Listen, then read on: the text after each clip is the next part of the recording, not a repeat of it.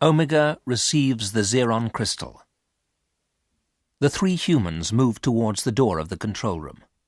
"Stop," said Omega. The three stopped and waited for Omega to speak. "There are some things to do first.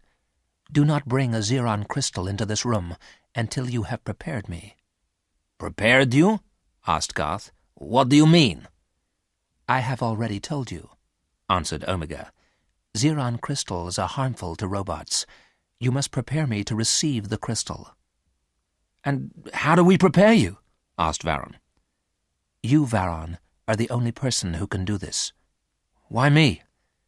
"You have the sonic key," replied Omega. "You will need to use your key.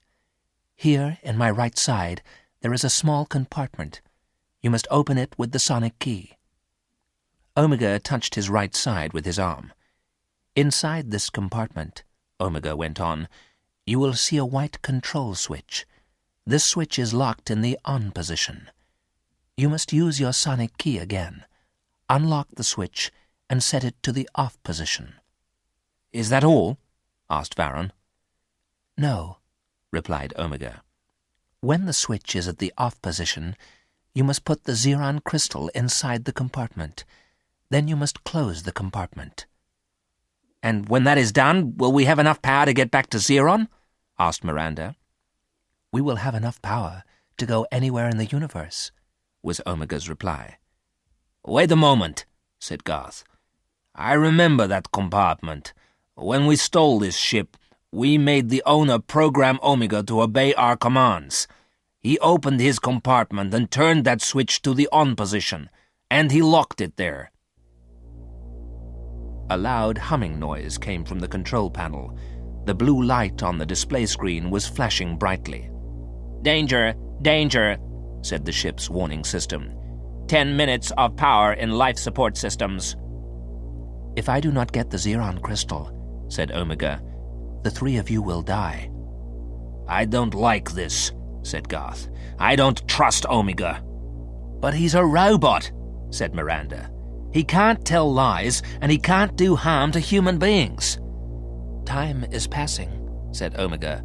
"You must decide quickly." "Give me the sonic key," Varon said to Garth. "No, I'm not going to give you the key," answered Garth. "I don't trust you. I will do it myself." "Don't be a fool," said Varon. "You can't use the sonic key. It's programmed to my fingerprints. It won't work for anyone except me." Garth stood holding the sonic key firmly in one hand and the laser gun in the other. "I must find a way of getting that gun from him," Varon thought to himself. "If I don't kill him first, he'll kill me." "There is no more time for argument," said Omega. "You must prepare me now to receive the Zeron Crystal." The humming noise was now much louder. The blue light on the display screen was now flashing quickly on and off.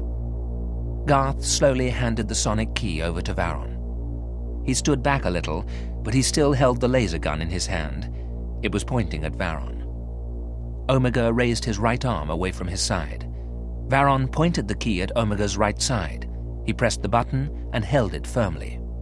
"Hurry," said Miranda. "Stop talking," said Varon. At last, there was a soft sound and the door of the compartment opened. Varon saw the white control switch. He pointed the key at the switch and pressed the button. The switch slowly began to glow with a red light. Varon held the key firmly. The red light changed to green.